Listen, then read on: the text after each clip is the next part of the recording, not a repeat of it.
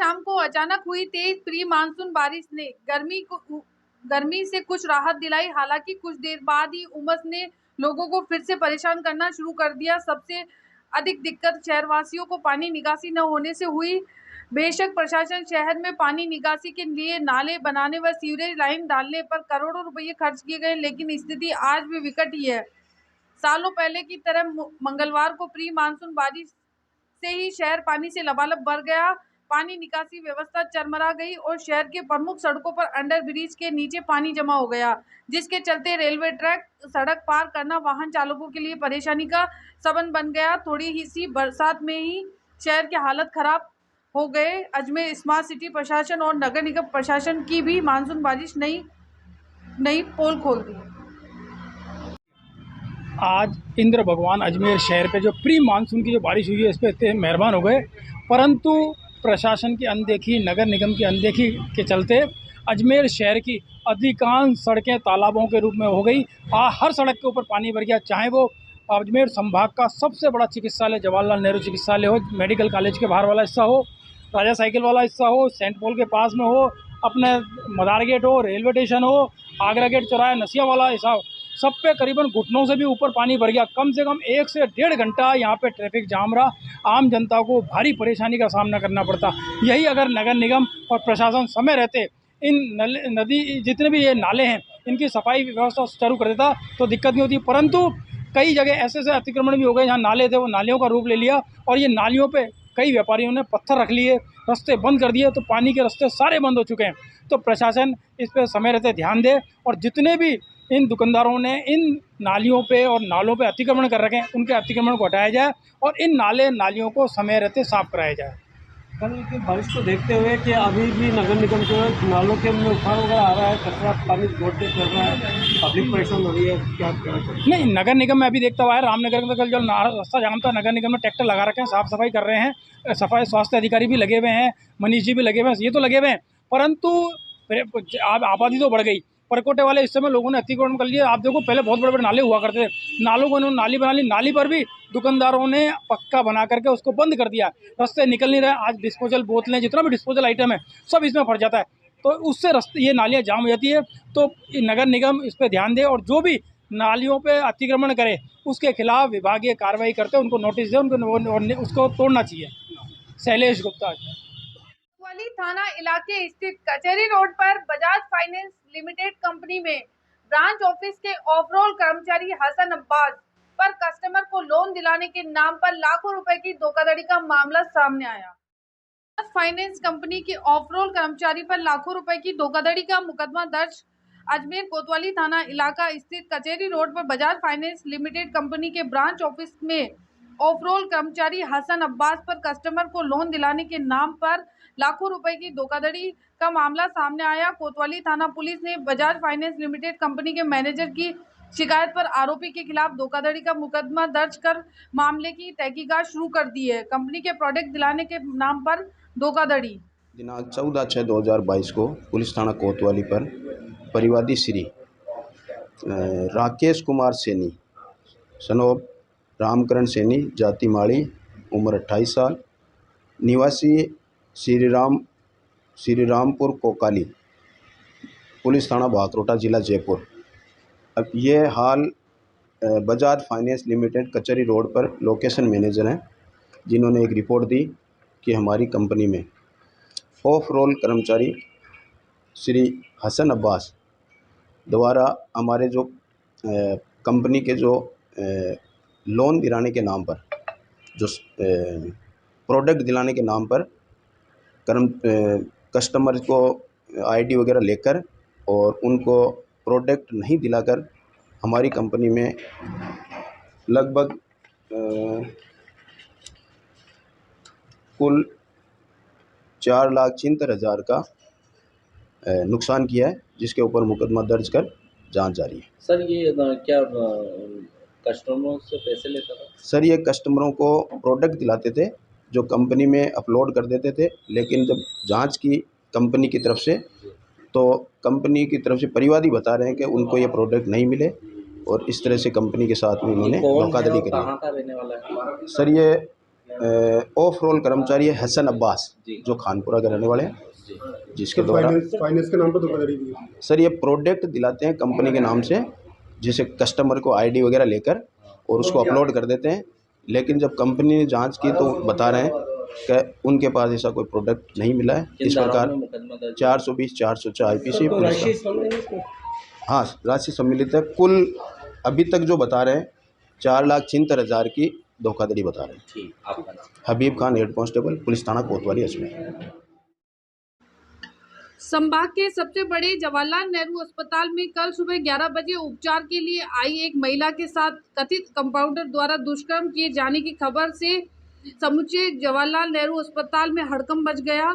Jawaharlal Nehru medical college के प्राचार्य doctor वीर बहादुर सिंह तथा जवाहरलाल नेहरू अस्पताल अधीक्षक डॉक्टर अनिल जैन आज सुबह से ही इस घटना को लेकर अस्पताल में छानबीन करने में लगे हुए हैं। अब तक की छानबीन में जो बात सामने आई है, बताई गई, जिस शख्स पर आरोप लगे हैं उस राजेश नाम का व्यक्ति उस अस्पताल में कहीं भी किसी पोस्ट पर।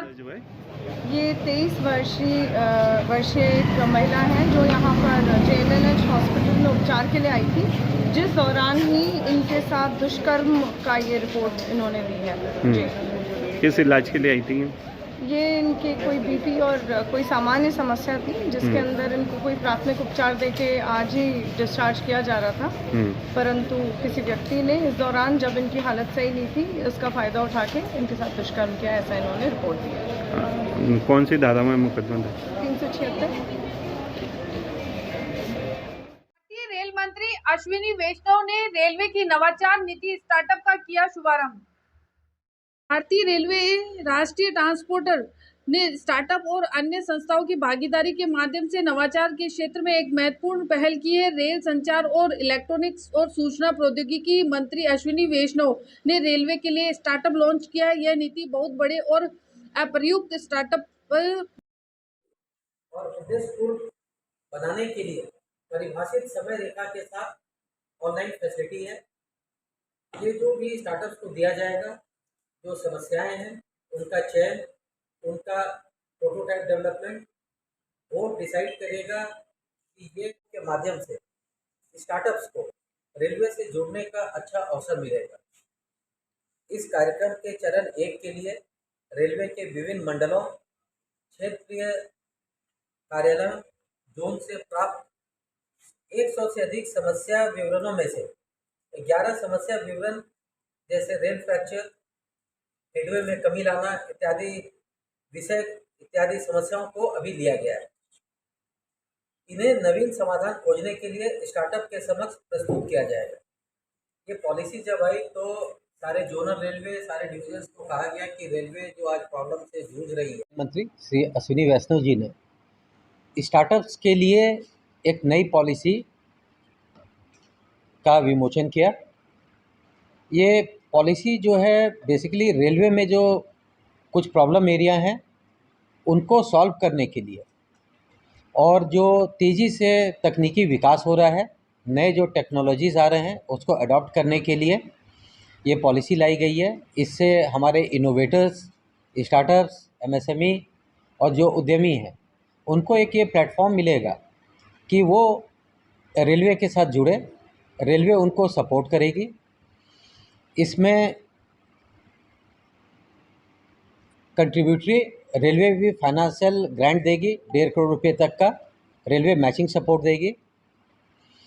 हमारे इनोवेटर्स, स्टार्टअप्स रेलवे के साथ जुड़ने का ये काफ़ी अच्छा अवसर है और इसमें जो भी प्रोडक्ट डेवलप करेंगे, प्रोटोटाइप डेवलप करेंगे, इसमें स्टार्टअप्स का जो सिलेक्शन है वो काफ़ी ट्रांसपेरेंट वे में होगा और उनका कॉन्सेप्ट प्लान अप्रूव करने के बाद किसी एक डिवीज़न के साथ उनको अटैच किया जाएगा, जहां डिवीज़न में ये बेसिकली डिसेंट्रलाइज वो डेवलप करेंगे और अगर उनका प्रोटोटाइप फाइनल होता है तो इसमें IPR का राइट उनके साथ रहेगा। इनोवेटर्स और स्टार्टअप्स का सिलेक्शन काफ़ी ट्रांसपेरेंट वे में किया जाएगा। ये एक काफ़ी अच्छा अवसर है हमारे देश में स्टार्टअप्स को भारतीय रेल के साथ जोड़ने का। One station one product concept क्या है? ये 1 स्टेशन 1 प्रोडक्ट की पॉलिसी भारतीय रेल द्वारा लाई गई है, इसका मुख्य उद्देश्य जो हमारी सरकार की पॉलिसी है अंत्योदय की, जो पिछड़े से पिछड़े वर्ग के लोग हैं उनको मुख्य धारा से जोड़ा जाए। हमारे यहाँ क्षेत्रीय लेवल पे काफ़ी स्पेशलाइज्ड आइटम्स बनते हैं, आर्टिफैक्ट्स बनते हैं, हमारे लोकल आर्टिजन्स हैं जिसको कि प्लेटफॉर्म नहीं मिलता है अपने प्रोडक्ट्स को दिखाने के लिए। तो इस पॉलिसी के तहत भारतीय रेलवे के हज़ारों स्टेशन पे हमारे जो हैंडीक्राफ्ट्स बनाने वाले हैं या लोकल प्रोसेस्ड फूड्स बनाते हैं या कपड़े का उत्पाद बनाते हैं या इस तरह की जो भी लोकल स्पेशलिटी है, उनको भारतीय रेल के स्टेशन पे अपने प्रोडक्ट को दिखाने के लिए स्टॉल आवंटन किया जाएगा। इसमें एक बार में 15 दिन के लिए स्टॉल दिया जाएगा और इसकी हम लोगों ने पब्लिसाइज़ भी किया था। हमारा एम है कि हम पूरे अजमेर मंडल में 79 स्टेशन पे इस स्कीम को लागू करें। अभी हमारे पास 12 स्टेशन के लिए इंटरेस्ट आया है। प्रेस और मीडिया के माध्यम से हमारा रिक्वेस्ट रहेगा कि जो इस वर्ग के लोग हैं, जो आर्टिसंस हैं, जो कोई स्पेशल आइटम बना रहे हैं, वो रेलवे के साथ जुड़ें। और इसका प्रोसेस काफ़ी सिंपल है। वो रेलवे किसी भी स्टेशन पे स्टेशन मास्टर के साथ मिलें, वहाँ पर एक बक्सा रखा हुआ है, वो एक एप्लीकेशन डाल दें। अगर एक से ज़्यादा आवेदन होंगे, एक से ज़्यादा डिमांड होगी, तो हम लोग कोशिश करेंगे कि मैक्सिमम लोगों को हम लोग मौका दें। एक बार में 15 दिन के लिए देंगे और नए लोगों को बढ़ावा देंगे। इससे हमारे जो आर्टिसंस हैं उसको प्लेटफॉर्म मिलेगा अपने प्रोडक्ट्स को जानकारी में लाने का, और साथ ही हमारे जो कस्टमर्स हैं, हमारे जो पैसेंजर्स हैं, जो हमारा फुटफॉल है स्टेशन पे, उनको भी उस प्रोडक्ट के विषय में जानकारी मिलेगी। माली सेना राजस्थान जिला अजमेर के शहर अध्यक्ष हेमराज खालोलिया और माली सेना महिला मोर्चा जिला अध्यक्ष बबीता चौहान के नेतृत्व में माली सेना राजस्थान में जिला कलेक्टर को सौंपा ज्ञापन। राजस्थान जिला अजमेर के शहर अध्यक्ष हेमराज खारोलिया और माली सेना महिला मोर्चा जिला अध्यक्ष बबीता चौहान के नेतृत्व में माली समाज के लोगों द्वारा नागौर जिले के पुलिस थाना पादुकला में 7 जून को दर्ज प्रकरण में समक्ष अनुसंधान अधिकारी को मामले की जांच सौंपकर माली समाज की बच्ची को बेला फुसलाकर ले जाने वाले धर्म विशेष के आरोपी को गिरफ्तार कर लड़की को सकुशल बरामद कर परिवार के सुपुत्र करने की मांग करते हुए मुख्यमंत्री के नाम कलेक्टर को ज्ञापन सौंपा गया। 6 तारीख को इसी महीने जून में लेकर अब तक आज तक नागौर जिले में पादुकला में एक मोमडन लड़का अलाउद्दीन खिजली के नाम से जो एक माली समाज की एक बच्ची जो 21 साल की शादीशुदा विवाहित बच्ची को बेला फुसलाकर अपहरण करते ले जाने के बाद पुलिस प्रशासन द्वारा अभी तक किसी भी तरह की कोई कार्रवाई नहीं करने के संदर्भ में आज माली समाज और माली सेना पूरे संगठन के साथ में जिला कलेक्टर महोदय को मुख्यमंत्री के नाम ज्ञापन देने आए हैं और ये मांग की है कि जो अलाउद्दीन खिजली ने अपहरणकर्ता की है उसमें एक उचित अधिकारी को लगाकर उस पर कार्रवाई कराएं और गिरफ्तार करें। क्या नाम है? हेमराज खारोलिया, माली सेना शहर अध्यक्ष अजमेर। कोतवाली थाना इलाके स्थित ओल्ड प्रभात सिनेमा के निकट बापूनगर में एक मकान से मंगलसूत्र चोरी, कोतवाली थाने में मुकदमा दर्ज। थाने पर तैनात कांस्टेबल हबीब खान ने बताया कि कल दिनांक 14 जून को Mukhija tower Bapunagar old Prabhat cinema निवासी कमल पुट्टी ने शिकायत दी है कि मेरे फ्लैट में से मेरे बेटे बहू रहते हैं। दिनांक 2 जून को उनके कमरे में से अज्ञात चोर मंगलसूत्र चोरी करके ले गए। इस संबंध में अज्ञात चोरों के खिलाफ मुकदमा दर्ज कर 2022 को पुलिस थाना कोतवाली पे परिवादी Shri Kamal Putti son of NS Putti, जाति तेलुगु, उम्र 60 साल, निवासी Mukhija tower old Prabhat cinema Bapunagar Ajmer ने एक रिपोर्ट दी कि मेरे उसी फ्लैट में मेरे बेटे बहू रहते हैं।